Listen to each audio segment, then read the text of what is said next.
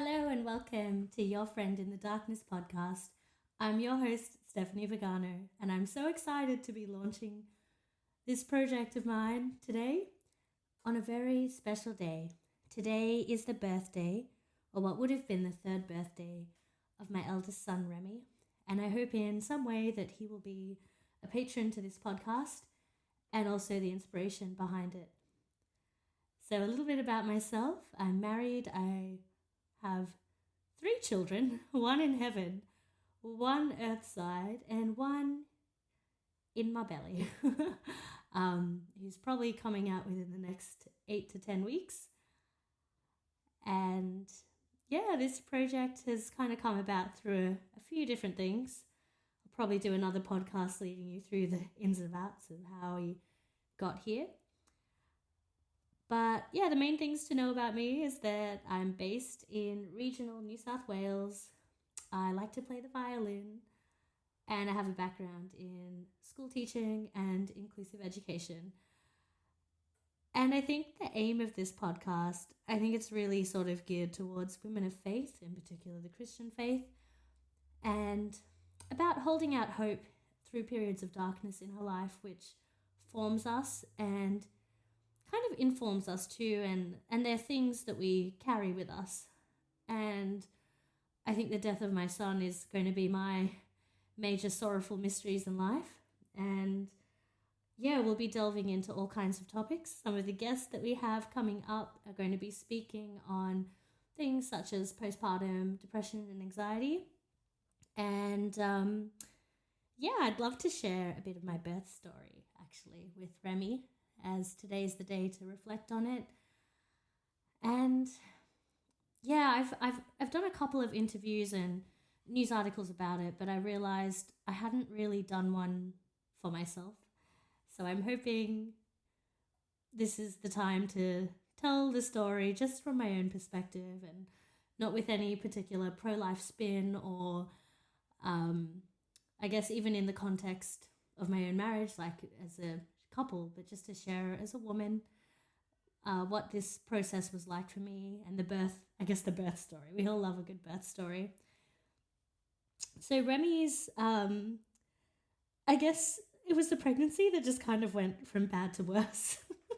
I was newlywed and we were blessed to fall pregnant fairly soon after being married.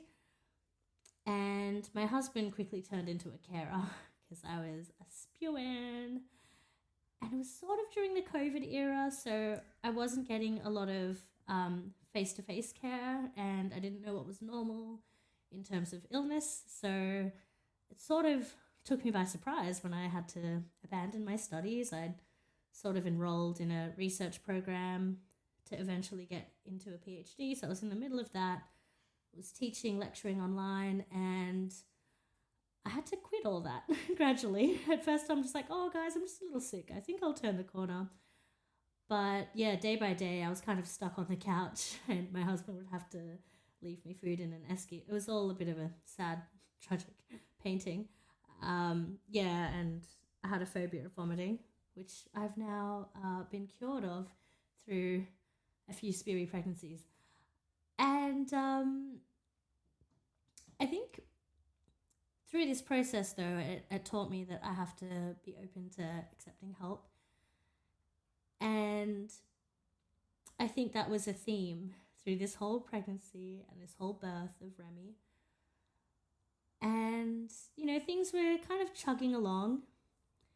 Then eventually, kind of at that landmark scan, here in Australia, we get the morphology scan at 20 weeks, and it's a pretty big it's a pretty comprehensive scan of the baby.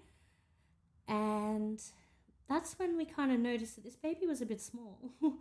And not just a bit small, but like really small. Like they'd been kind of the size of an 18-week baby. And so I was about to head overseas to my brother's wedding. And so they said, you know, maybe just book another scan when you get back. And at this point, I was going to have this, you know, amazing natural birth experience, unmedicated, of course. And we came back and we had to drive a couple of hours to like a bigger hospital. And we just thought, oh yeah, we're just getting a scan done. And so I think I'm about 24 weeks pregnant at this point. And the doctors kind of sat us down and they're like, look, this isn't just a small baby. Like, this is a growth restricted baby and it's been an early onset.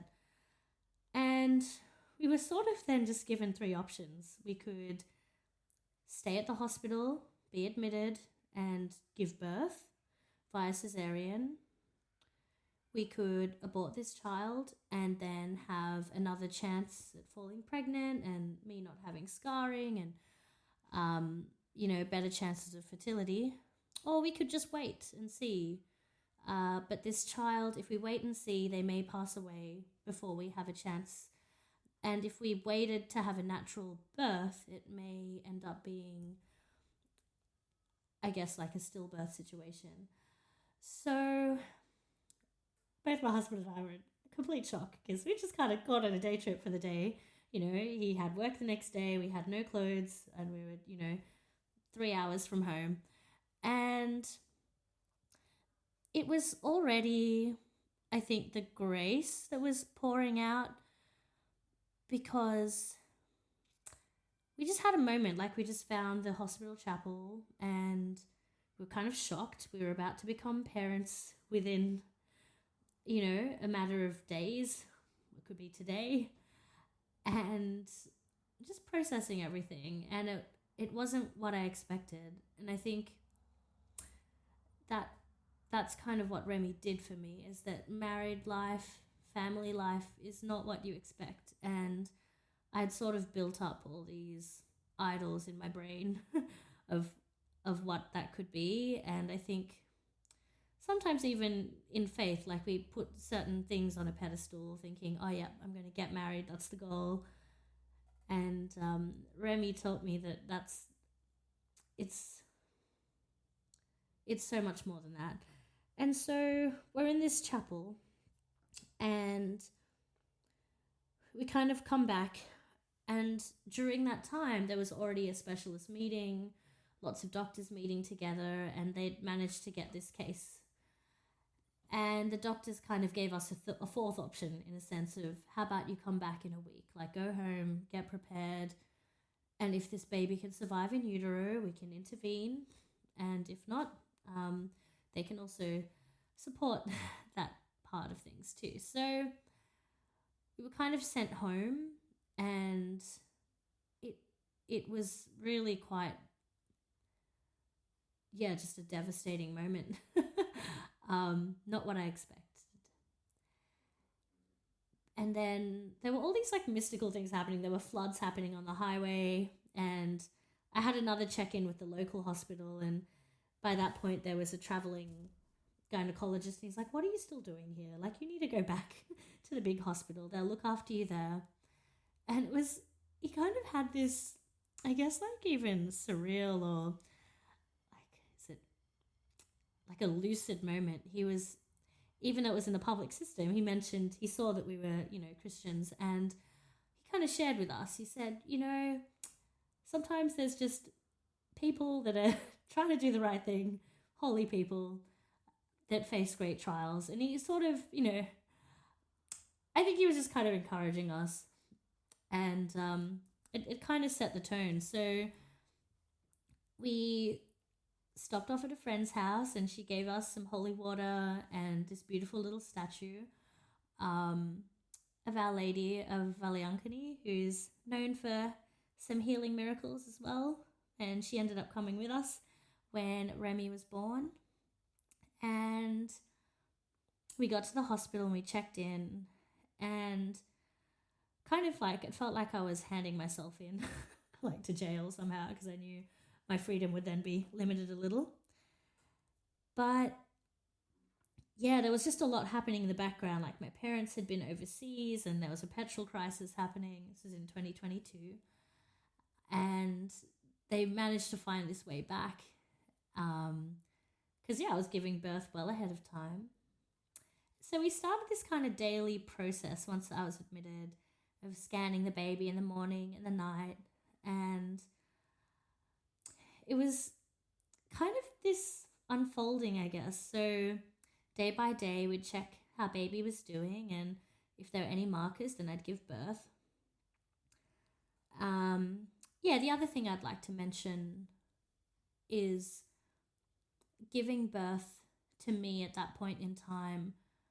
I didn't fully understand what kind of a cesarean I'd be receiving. So it's a special scar and a rare scar. It's a classical cesarean. And to do it so early in the pregnancy with such a small baby had really big implications for our future fertility and future births, I guess, which I'm still living out today and have had to make peace with. But it was really nice because I had a friend who happened to be trained in medicine, but he is an OBGYN, but also wasn't my OBGYN. So I was able to call him and tell him that I really didn't want a cesarean and I really wanted a natural birth. And he sort of explained in no uncertain terms that I'm sure a doctor wouldn't be able to say in their professionalism, but he kind of said, look, you can have your ideal birth or you can have a live child. So then I kind of understood I was going to need to let go of my dream birth and just reframe and refocus it to, this was for the benefit of both of us.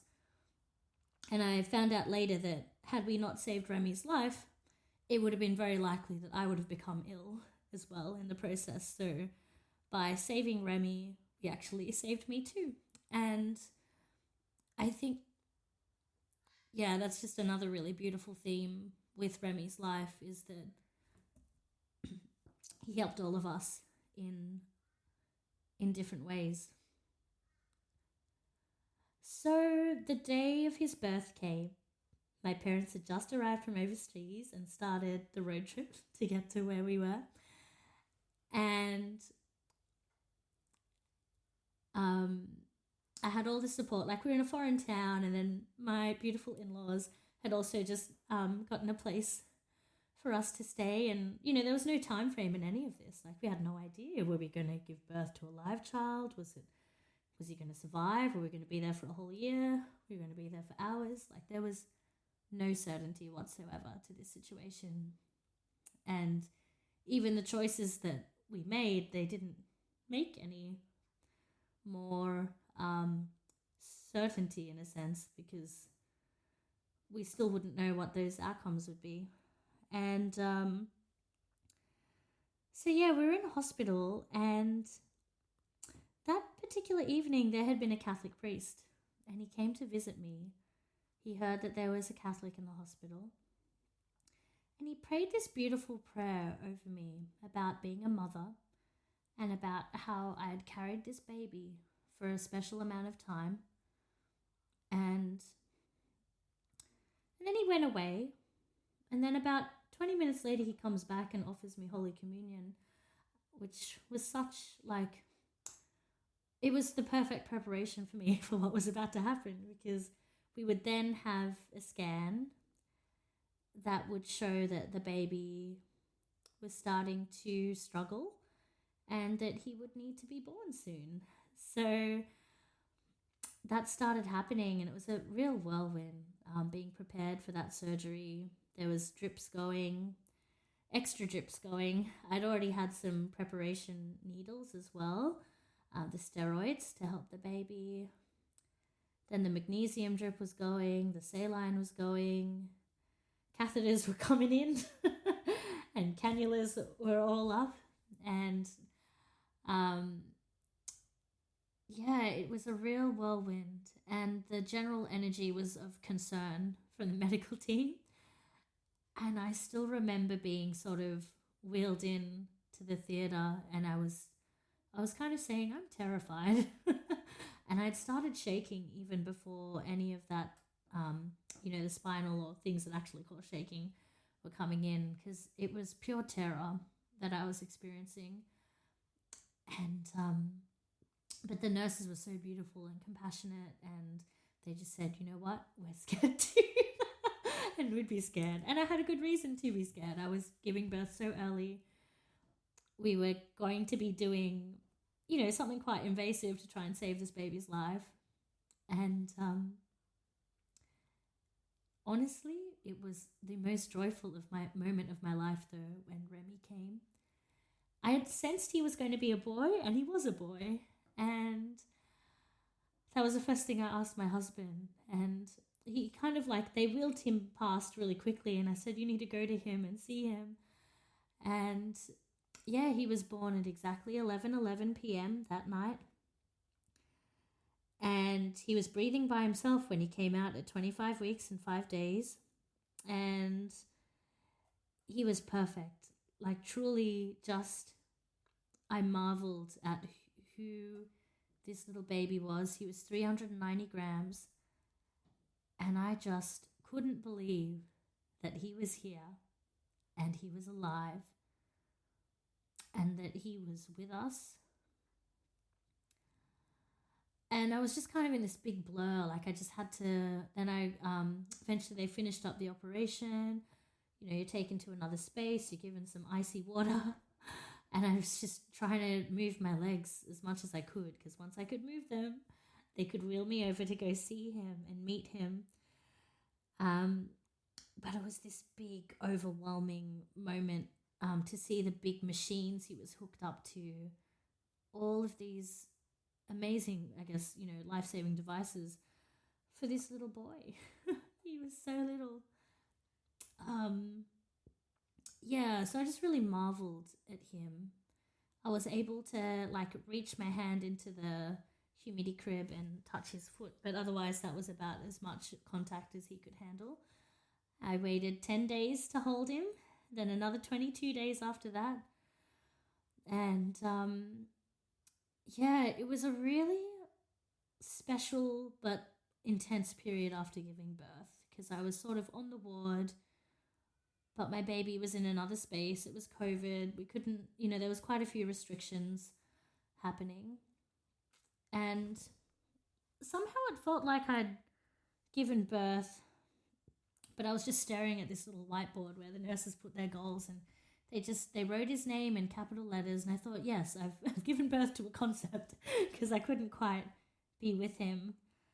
And yeah, it was truly like an amazing birth. Like, I think I've been seeing like different birth stories online, and they call them positive birth stories. And I would still consider this birth to be positive. Like, I think as far as emergency cesareans go, it was pretty great. Like, I could stay awake for it. There was enough time. I recovered. It was a tough recovery for a couple of reasons, but, you know, there were no real complications, except the catastrophic death of my son. But yeah, I think that's still a positive birth. And I think it's sort of hard when people kind of view his life as a tragedy, because, like, I think to me it doesn't matter how long someone dies, but the time that they've spent alive here is what's glorious and beautiful. And I'm so confident that he is enjoying eternal life. So there was no tragedy in his life. I think the tragedy is probably from my perspective, you know, but he's actually just lived an awesome life, and it's led to conversions of my close family members. It's led to people wanting to have kids. It's led to people wanting to put their faith in God again, which still baffles me to this day. But yes, it was dark, and it still is dark to walk through it and kind of think about those moments in the hospital, or even sometimes going back to hospitals and hearing those alarms again. It does take me back, but not in a, it's not like particularly traumatic anymore, I don't think. I almost like decided I wanted to train up and become a NICU nurse. That was in the immediate sort of days following Remy's death. But yeah, we definitely do want to make meaning and purpose of what's happened. So that was kind of my birth story. And I think what was really affirming about all that is that I was still a mother. I still gave birth. A cesarean doesn't make you any less of a mother. And he arrived here safely, and it was the best. I would highly recommend, if you ever get the chance to have a baby, to just do it because you learn so much about motherhood, about love, and about fighting for your child. And I think we'll leave this episode for today. I think next time I'd actually like to talk to you a little bit more about Remy's death as well. I hope you enjoyed the podcast, and I look forward to seeing you next time. Have a great day.